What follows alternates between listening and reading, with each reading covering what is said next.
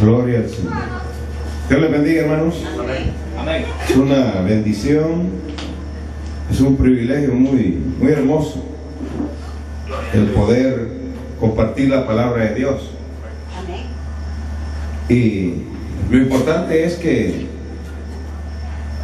para eso nos reunimos, Amén. para poder aprender de la palabra de Dios. Gloria a Dios. Hay un pasaje en la Biblia que quisiera que le demos lectura, en el libro del profeta Oseas, en el capítulo 5, vamos a leer del versículo 11 al 14. El libro del profeta Oseas, en el capítulo 5, versículo 11 al 14. El libro del profeta Oseas es bastante inspirador. A mí me ha servido mucho para poder encontrar ahí unos mensajes tan especiales que van directo al corazón de la persona. Gloria a Dios. Y hemos aprendido mucho de Oseas, aunque fue el profeta que tuvo una de las peores experiencias que haya tenido un siervo de Dios. Pero hoy vamos a ver estos versículos. ¿Lo encontraron, hermano? Amén. Libro del profeta Oseas, en el capítulo 5, versículo 11, está en los profetas menores. Cuando decimos los profetas menores, son los que están cerca del Nuevo Testamento. Entonces se va a Mateo y se va para atrás y va a encontrar a Malaquías, va a encontrar a Nahum, va a encontrar a Jonás y va a encontrar ahí también a Oseas. Por ahí está cerquita.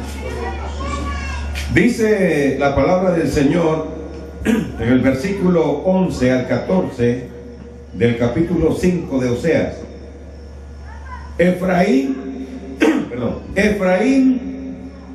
es vejado, quebrantado en juicio, porque quiso andar en pos de vanidades. Yo pues seré como polilla a Efraín y como carcoma a la casa de Judá. Y verá Efraín su enfermedad y Judá su llaga. Irá entonces Efraín a Asiria y enviará al rey Yared, mas él no os podrá sanar, ni os curará la llaga. Porque yo seré como león a Efraín y como cachorro de león a la casa de Judá. Yo arrebataré y me iré, tomaré y no habrá quien te liberte. ¿Sientes? Raras veces encontramos esta reacción de Dios, porque hemos considerado que Dios es amor. Hemos considerado siempre que Dios es pura misericordia. Yo soy uno de los que creo que Dios nos restaura. Y para restaurar a una persona hay que ser tolerante. Y en la mayor parte de la escritura yo veo a Dios como un tolerante. Él tolera a su pueblo. Él tolera a sus hijos, a los cuales Él ama de forma entrañable. Él les da la oportunidad de que puedan levantarse. Dios siempre extiende la mano, no con la intención de castigar a nadie, no con la intención de afectar a alguna persona. Pero aquí me llama la atención que no es que Él va a enviar la polilla, no es de que Él va a enviar el león, sino que dice: yo mismo seré como polilla. y seré como león para Efraín. En este caso se refiere al pueblo de Israel cuando están en el norte y son las 10 tribus de Israel que están ahí y que dice la Biblia de que se habían alejado de Dios, se habían apartado de Dios y se habían ido en pos de sus vanidades. Ese es el mensaje. Eso es lo que está ocurriendo aquí. Entonces, yo puedo pensar, no es entonces nuevo eso de que haya alguien de que ama a Dios, que está sirviendo a Dios, que en su amor y su misericordia Dios lo capacitó o le dio dones, le dio ministerios, le dio algo especial que vale mucho y lo puso en las manos de una persona, porque eso fue lo que Dios había hecho con su pueblo. Lo había bendecido grandemente. Dios siempre quiso tener esa comunión con su pueblo. Dios siempre quiso ver esa actitud positiva de los hijos de Israel, de que fueran agradecidos. Bueno, en muchas maneras hemos, hermano, ilustrado la Biblia, las experiencias de Israel, todo lo que le aconteció a Israel. Mire que fue hecho cautivo por 70 años, estuvo en Babilonia, fueron ultrajados, fueron ahí hechos, bueno, una miseria completamente, pero aún ahí Dios los recuperó, los restauró y volvió a permitir que Israel se convirtiera en una nación. Luego también se habla de la esclavitud que fue objeto del pueblo de Israel por muchos años allá ante Faraón, y ahí fueron ultrajados también. Ahí fueron hechos trabajar en horarios dobles, los más fuertes. Muchos ancianos los ejecutaron, los mataron, porque querían solamente personas que pudieran pagar el precio, o que pudieran laborar, no durante 8 horas, 12 horas, 24 horas, mal alimentados, durmiendo, casi no pudiendo dormir. Entonces Dios miró la angustia, dice la Biblia, que estaba pasándole a su pueblo, y fue cuando envió a aquel gran legislador, aquel gran hombre, o sea que se convirtió, ¿verdad?, en ese gran hombre, en ese gran legislador, al que nosotros conocemos como Moisés. Pero Dios siempre tiene una salida, Dios siempre tiene una esperanza, y casi nunca le puso condiciones a su pueblo. No veo en la Biblia yo de que el Señor haya dado una promesa condicionada. Sí hay algunas promesas que las acondicionó a su pueblo, o sea que si ellos temían, si ellos le servían de corazón, entonces las bendiciones iban a venir para su pueblo. Pero también yo lo que veo es que Dios, hermanos, lo que más abunda y lo que más sobreabunda en la palabra del Señor es la misericordia de Dios. Ahora no digamos que estamos en el tiempo de la gracia. Ya, hermanos, tiene mucho que ver Dios, pero tiene más que ver en este asunto Jesucristo. Él nos demostró su amor. Él nos demostró, ¿verdad?, que en realidad tenía interés por nosotros. Pero es normal, iba a decir yo anteriormente, ver personas que están sirviendo a Dios, ver personas que están perseverando en el camino del Señor y que con mucha facilidad se apartan del camino y dejan de servir a Dios. Como que no le dan la importancia de vida, como que no hay una verdadera concientización en la persona, como que no hay, hermanos, no se valora lo de Dios. Yo lo que quiero es que la iglesia, ustedes, aprendan a servir a Dios, o aprendamos a servir a Dios, que perseveremos, que es necesario a veces atravesar por desiertos, es necesario a veces pasar algunas experiencias que nos hacen llorar y que nos hacen sentir mal y que nos desnudan ante Dios, para mostrarnos de que sin Dios no podemos nosotros seguir en este camino. Sin la ayuda del Espíritu Santo nosotros no podemos perseverar en este camino. Necesitamos entonces el respaldo de Dios, necesitamos la unción del Espíritu Santo, necesitamos la presencia del Espíritu Santo en nuestra vida. Amén. Pero entonces aquí vemos que esta gente fue exhortada. Fue un mensaje de juicio. Es un mensaje directo al pueblo de Israel. Lo que a Dios no le gusta, dice, es que si se fueron en pos de su vanidad. Ahora vamos a considerar que son vanidades bíblicamente. Vanidades son los afanes que nos absorben nuestro tiempo y que nos alejan de lo que es verdaderamente importante en la vida. ¿Cómo Dios no iba a estar inquieto? ¿Cómo Dios no iba a estar insatisfecho al ver a su pueblo, al cual amaba? Bueno, no hay palabras para describir el amor de Dios a su pueblo, que hasta el día de hoy todo lo que ha prometido para su pueblo Israel lo va a cumplir. Las naciones pueden levantarse contra Israel, pero no prevalecerán contra Israel. Jamás, jamás podrán vencer a Israel, porque Dios está con ese pueblo. La iglesia evangélica, la iglesia del siglo XXI, tiene la obligación de orar por Israel. Nosotros tenemos la obligación de orar por Israel, de interceder por el pueblo de Dios, aunque ya las promesas están dadas. Ya está establecido lo que Dios va a hacer con su pueblo Israel. Pero nosotros, incluso yo conozco hermanos, la iglesia evangélica, que tienen un altar y realizan un culto siempre en beneficio o para interceder por el pueblo de Israel.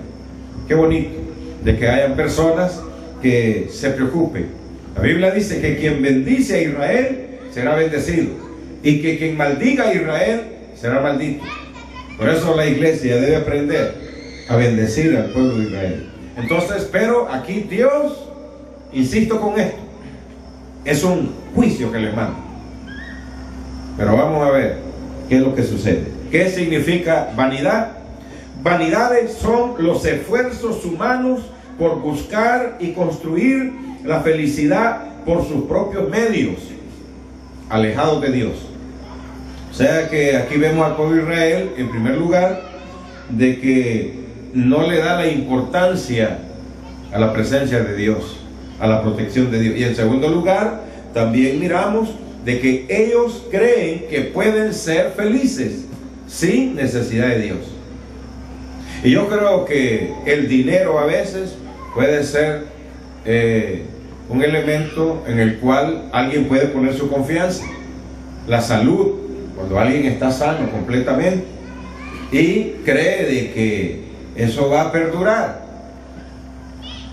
Ser estar en una buena posición social, ser reconocido por todas las personas, ser admirado por mucha gente de la colonia, de la comunidad, que le den palmaditas a uno en la espalda y que siempre pues le tengan un buen concepto de uno. Hay personas que ya entonces se creen realizadas. Yo creo que eso le pasó al pueblo de Israel. Llegaron a estar en una condición en la cual dejaron a Dios. Vanidades son el conocimiento y la riqueza, cuando lo usamos como un intento por darle sentido a nuestra vida. Eso es lo que yo le estoy explicando. Cuando hay dinero por medio, cuando hay personas que sobresalen en la vida, en preparación tal vez académica, intelectual, y llega a haber un exceso de confianza en uno mismo. Claro, entre el pueblo de Israel había mucha gente, habían sabios, había mucha gente preparada en muchas cosas. Entonces llegaron a establecerse como nación. Llegó un momento en ese tiempo de las 10 tribus de Israel, estaban al norte, y que era el pueblo de Israel, y que la Biblia solamente reconocía como la tribu de Efraín, porque era la que sobresalía. Entonces, en ese tiempo es cuando el pueblo de Dios llegó a poner su confianza totalmente en lo material, en las cosas de este mundo, en sus fuerzas, en sus conocimientos que tenían. Entonces se fueron alejando de Dios. Por eso ataca las vanidades. Ahora seguimos viendo las vanidades. Vanidades son los planes y proyectos personales que no van conforme con la voluntad perfecta de Dios. Claro, ellos tenían sus propios proyectos, hacían sus propios planes, dejaban a un lado la dirección de Dios, la sabiduría de Dios, y empezaron entonces a confiar en ellos mismos, en su potencial, en sus fuerzas, y eso a Dios no le agrada. Amén. Vanidad es alejarnos de Dios para confiar y depender de lo transitorio, de lo que no sacia, de lo que es simplemente apariencia. Imagínense hasta dónde cayó el pueblo de Dios. El pueblo de Dios. Estoy hablando del pueblo de Dios. Ahora viene el mensaje. Amén.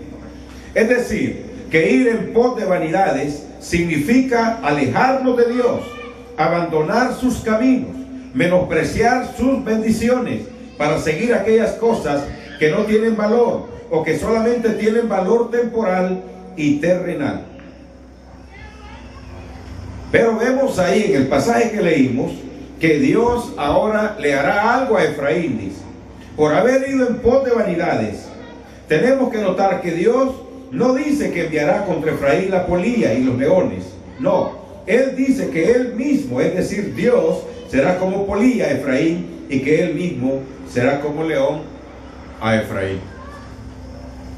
Nunca se había dado esto.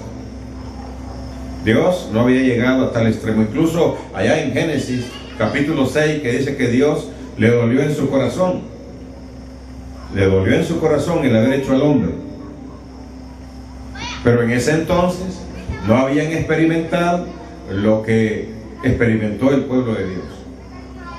Esa gente estaba inclinada al mal porque había habido una fusión de los hijos de Dios con las mujeres de los hijos de los hombres. Habían personas que traían una condición ya de criminalidad, de soberbia, de maldad, y se mezclaron con aquellas personas pasivas, cariñosas, comprensivas. Entonces dice la Biblia que salieron gigantes, pero tal vez no gigantes en estatura, sino gigantes en maldad, a tal grado que Dios llegó a enojarse. Pero aún así, Dios lo que envió fue el diluvio, y el diluvio no era Dios. Pero ahora el juicio que va a enviar a Efraín es que él mismo va a ir como la polilla y lo va a afectar. Él mismo va a ir como el león y lo va a devorar. ¿Por qué? Porque se alejaron. Ahora, vamos a aplicar a nuestra vida estos versículos, porque a eso venimos. ¿Estamos de acuerdo? Vamos a aplicar a nuestra vida esta experiencia. Amén. Muchos cristianos se alejan del Señor, se alejan de los caminos de Dios, se alejan de la iglesia, abandonan sus ministerios para ir, al igual que Efraín, en pos de vanidades, y poco a poco se van enfriando espiritualmente. Poco a poco su vida se va enredando en la mundanalidad.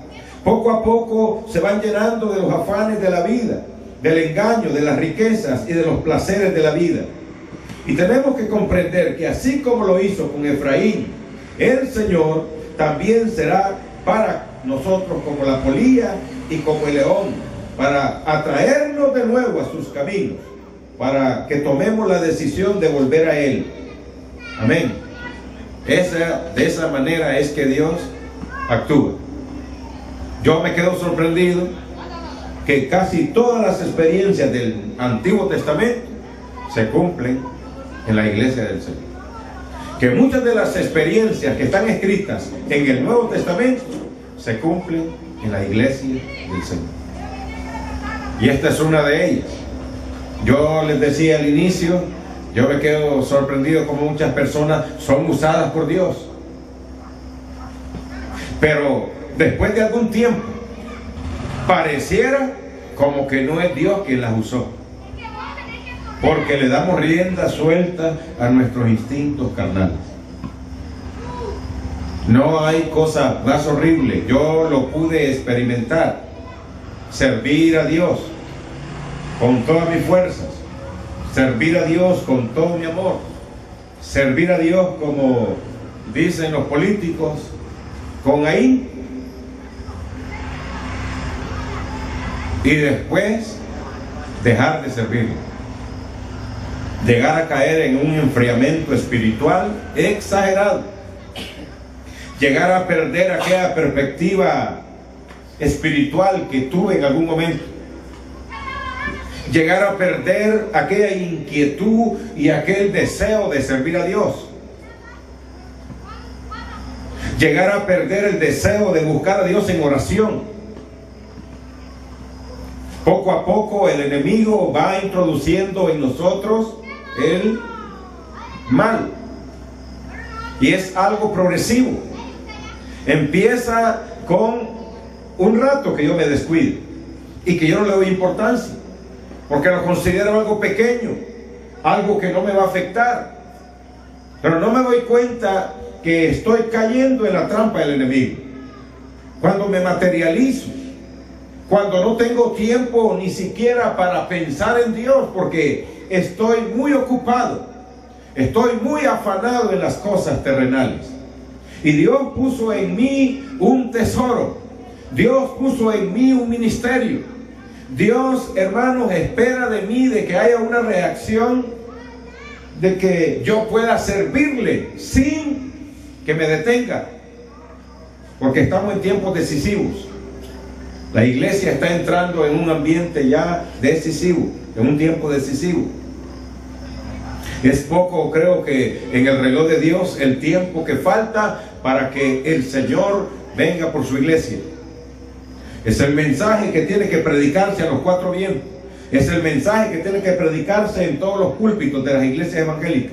Cristo viene pronto. Pero estamos notando, hermanos, la actitud negativa y pasiva de la gente. No es posible. Por eso yo les digo, los que estamos hoy aquí, tenemos que esforzarnos, tenemos que luchar, tenemos que mantenernos firmes. Puede ser que a nuestra vida vengan desánimos, puede ser que a nuestra vida vengan enfermedades, puede ser que a nuestra vida vengan esos toques o esos dardos, esas flechas envenenadas que el diablo va a enviar. Pero nosotros tenemos que sobreponernos a todas esas cosas. Como buenos soldados de Jesucristo, sufrir las penalidades que debe sufrir un soldado. Levantarse siempre, esforzarse, reconocer que sin la ayuda de Dios no podemos. Entonces nunca descuidarnos, nunca caer en ese sueño o en ese letargo que caemos muchas veces, de descuidos espirituales, de sueños, de pereza espiritual, porque poco a poco entonces nosotros vamos a ir siendo afectados. El diablo eso es lo que quiere, eso es lo que lucha. Por eso es que viene con todo contra los cristianos. No es fácil evangelizar en este tiempo por la misma razón, porque nosotros vamos, hermanos, como nadando contra la corriente. Vamos y debemos de esforzarnos. Estamos predicando el evangelio, estamos tratando de hacer que muchas personas vengan al Señor, pero el diablo les está quitando esos deseos. Si nos lo está quitando a nosotros, que ya estamos sirviendo a Dios, que estamos saboreando lo que son las bendiciones de Dios. Cuando estamos ministrando, nosotros sentimos cosas muy bonitas y nosotros nos comprometemos con Dios internamente para servirle y le agradecemos mucho. Pero cuando ya estamos un poquito alejados de lo que es el servicio de Dios, sentimos entonces el peso de lo que son los ataques del enemigo para afectar nuestra vida, para robarnos el gozo, para robarnos la bendición. Nos vienen problemas de donde ni siquiera nosotros pensábamos de que iban a llegar problemas, cuando menos lo esperamos. Nuestra condición, no estamos bien preparados, ni emocionalmente, ni espiritualmente, para poder resistir en ese momento. Y es cuando el enemigo se aprovecha. Otros pensamos que estar en la iglesia es que solamente haciendo algo, un ministerio. Y entonces nos desenfocamos Porque nosotros debemos estar en una iglesia para servir a Dios, para servirle con todo nuestro corazón. Sea de que haya en nosotros, hermanos, un ministerio, no, nosotros tenemos que servirle al Señor. Amén. Amén, hermanos. Nosotros tenemos que esforzarnos, nosotros tenemos que luchar y demostrarle al Señor que estamos agradecidos. Él nos va a usar, Él nos va a usar. Pero nosotros a quien tenemos que mirar es al Señor. Amén. Dice, yo pues seré como polilla a Efraín y como carcoma a la casa de Judá. La pregunta es, ¿qué es la polilla? Las polillas son pequeños insectos voladores que ponen sus larvas dentro de la madera y la carcomen por dentro hasta que la destruyen por completo. Dios, ahora imagínese usted a Dios convirtiéndose en una pequeña polilla y metiéndose ¿a dónde? En el corazón de su pueblo. ¿Cómo será esto? Bueno, ni yo entiendo, pero esto nos dice que el Señor, para traernos de nuevo a sus caminos, cuando nos hemos alejado de Él primeramente, obrará en nuestro interior, en nuestro corazón, así como la polilla carcome por dentro a la madera. Amén. Si nos hemos alejado del Señor, podemos reconocer perfectamente la obra de Dios como polilla en nuestro interior. Así lo expresa la Biblia también, si leemos ahí en Proverbios 14:13. Amén. Imagínense, Dios ahora dice que se introdujo en el corazón de su pueblo. La gente sentía cositas raras en el corazón. Yo no sé si entiende usted, pero yo lo que interpreto es que Dios entró en el corazón de la gente. Amén. ¿Para qué? ¿Para qué? Para como la polilla va comiéndose la madera por dentro, así le iba desgarrando el corazón. Yo no sé usted si en algún momento, cuando uno se descuida, cuando uno siente de que hay un vacío en su corazón, cuando uno mismo considera que espiritualmente, como dicen los chavos por ahí, ando baja la moral. ¿Cuántos de ustedes han andado baja la moral? Espiritualmente hablando, decaídos espiritualmente. ¿Qué siente uno? Siente deseos de irse para otro lado. Siente uno que no vale nada. Uno ve que todo el mundo lo desprecia a uno. Uno se siente que es el hazme reír de todo el mundo. Y uno siente como que no lo quieren. Y puede estar rodeado de gente, de personas, de la familia, y uno se siente solo.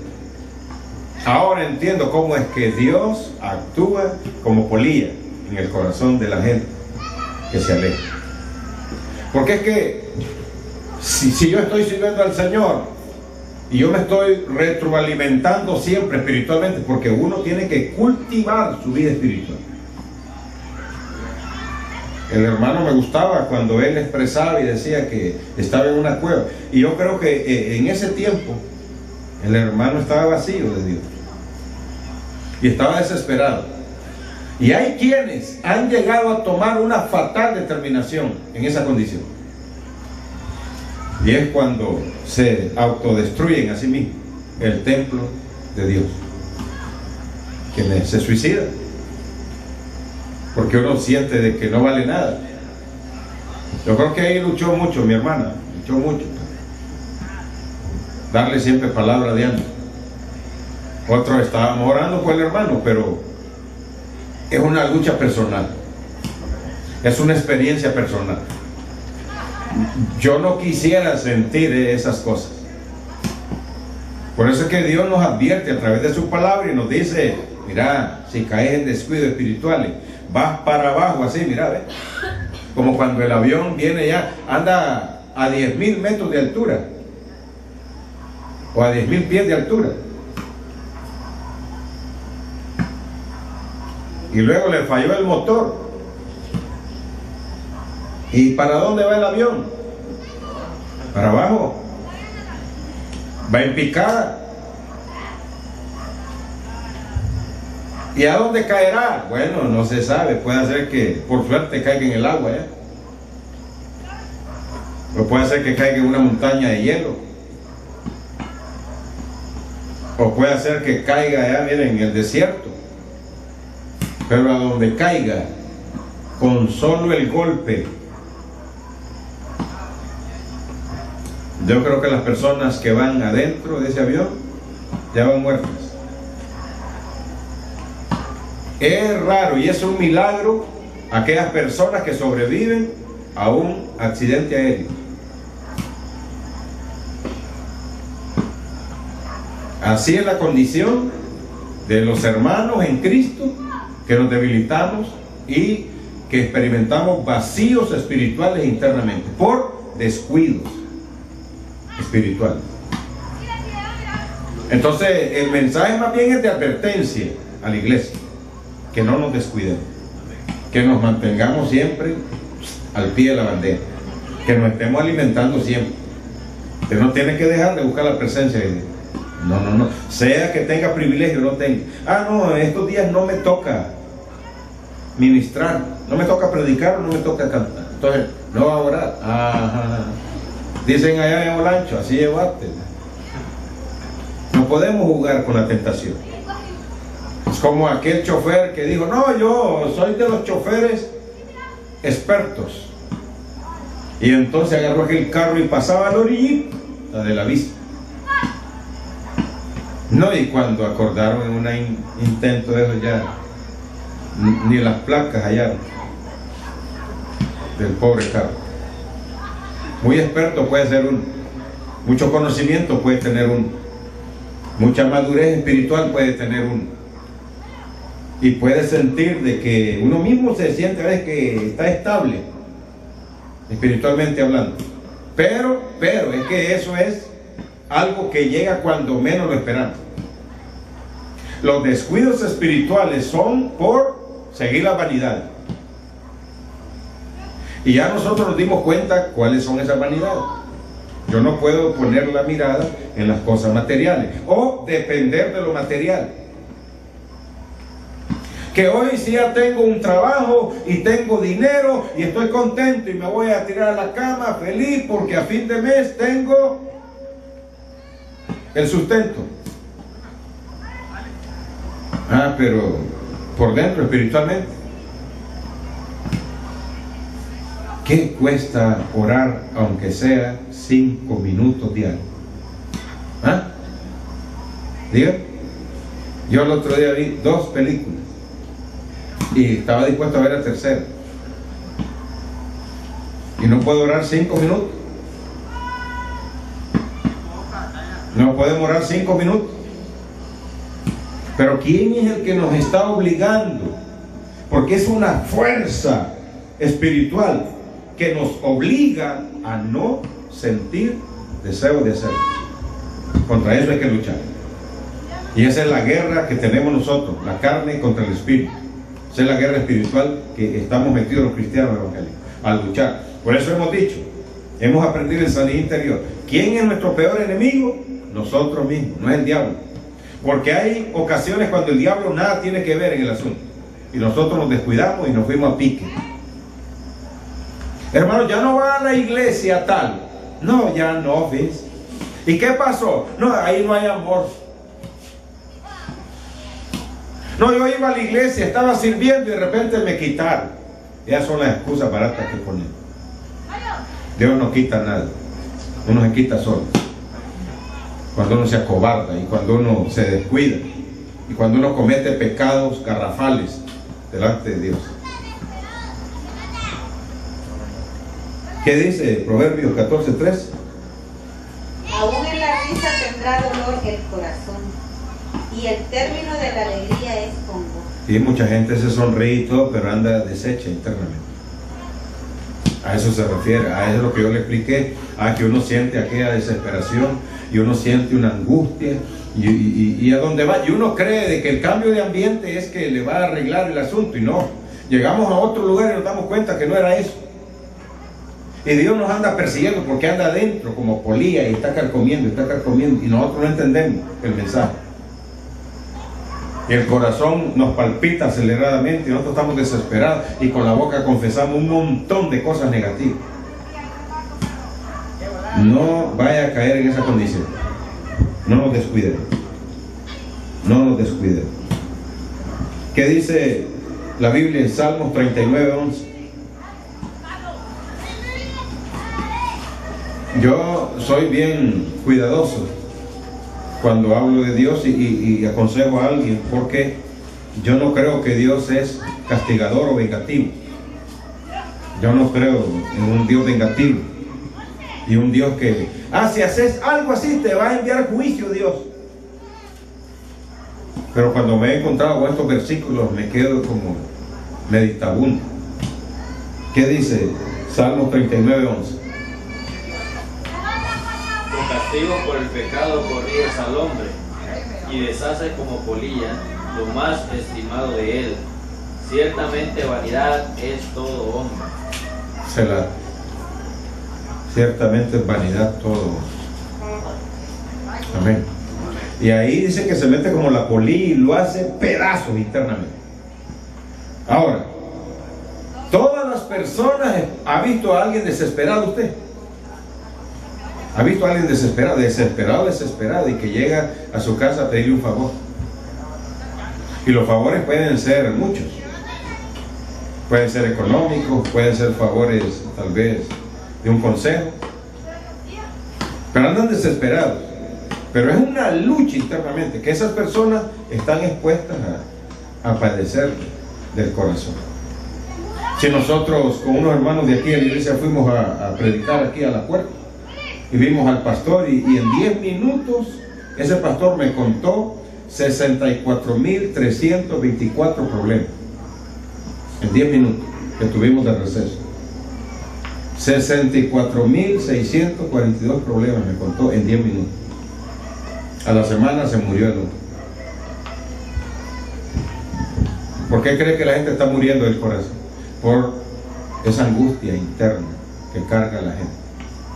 Y los evangélicos es peor el asunto, va a ser peor el asunto, porque ahora Dios se va a meter como carcoma y nos manda molestando. ¿Para qué? Para hacernos entender, para hacernos que regresemos a sus caminos, para que reflexionemos y que pongamos nosotros, hermanos, las barbas en remojo, como dice un dicho. ¿Qué significa? Bueno, valorar lo que Dios nos ha dado, valorar la vida espiritual, valorar las cosas bonitas que Dios nos ha dado. Amén. Claro, afanarnos por lo material, trabajar, está bueno, pero dedicarle el tiempo a Dios. Ser equilibrados. Jeremías 31:14. Ahora Dios aquí viene y habla como que una bendición. Amén. Dice: y el alma del sacerdote satisfaré con abundancia, y mi pueblo será saciado de mi bien, dice Jehová. ¿Cuándo? Cuando sale como polilla y entra como presencia de bendición. Porque es que Dios tiene la facultad, tiene el poder y la autoridad para entrar a nuestro corazón como polilla, salir y entrar como presencia de Dios, divina, de bendición. Amén. Vale, un poquito de león, ya casi nos vamos, como dijo el hermano. Si no queremos entender por medio de la polilla, si no hemos querido ser sensibles al llamado de Dios por medio de la polilla en nuestro corazón, Dios será para nosotros, dice, como león. Cuando Dios es para nosotros como león, significa que habrá dolor, que habrá heridas. Significa que para traernos nuevamente a sus caminos, el Señor arrebatará como el león arrebata la presa, pero que tendrá que arrebatar Dios de nuestra vida para hacernos entender, para hacernos reaccionar y que volvamos a Él y dejemos ya esas vanidades que no tienen valor. ¿A qué se refiere? Bueno, un accidente nos puede ocurrir y Él quiere que vengamos perfectos de nuestro cuerpo, pero A veces nosotros venimos heridos, con cicatrices. Podemos caer en una cama. Yo les decía una noche de esta, ¿por qué esperar caer en una cama con una enfermedad incurable? ¿Dónde se agarran las enfermedades incurables? Allá, cuando andan en la vanidad de su 21, cuando andan en los placeres de la vida. Un pastor que tenía más de 40 años de predicar el evangelio, una sola vez le fue infiel a su esposa. Esto fue en Copán. Y esa mujer andaba en SIDA. Y murió en el hospital escuela, marginado, solo. Y llegó el reportero y llenó 2 páginas del periódico, del relato, el testimonio de este varón. Y con sus lágrimas en sus ojos y con unos sollozos permanentes, terminó dando su testimonio de que se arrepentía de haberle fallado a Dios y a su familia. Y murió. Tal vez pasó momentos difíciles y que la polía entró a su corazón y empezó a quererlo hacer reflexionar para que se enmendara, para que se afirmara, pero no aceptó, entonces no quiso domarse o controlarse, cayó como león.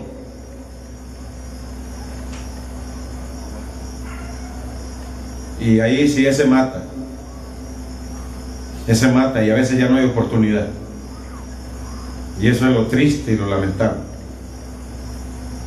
que habiendo tenido la oportunidad, yo por eso digo, tengo que perseverar, tengo que ser fiel a Dios, tengo que pararme como hombre de Dios, porque yo pude haber predicado más de 40 años y en milésimas de segundo puedo perder todo lo que tal vez he obtenido en todo ese tiempo, por una locura, dice la Biblia.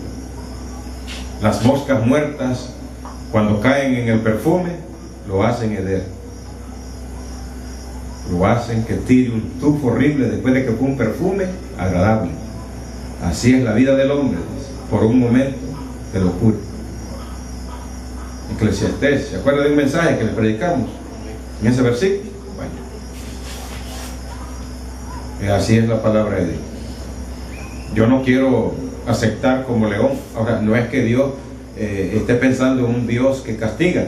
Si ahí me castigan mis propias iniquidades, ahí quien me castiga es mi propia desobediencia.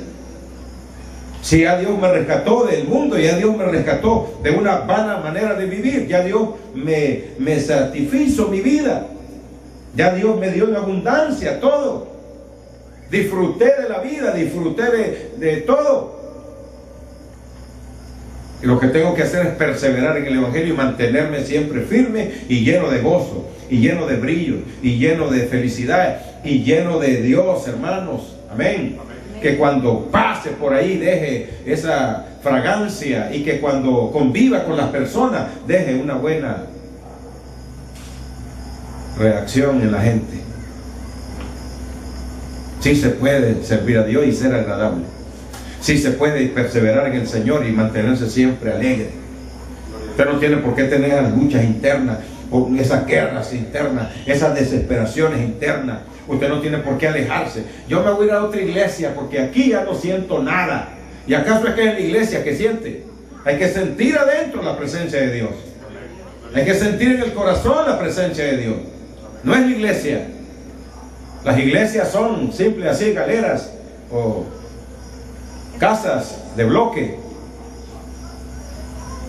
Pero en realidad la iglesia es usted y soy yo. El templo del Espíritu Santo es usted y soy yo.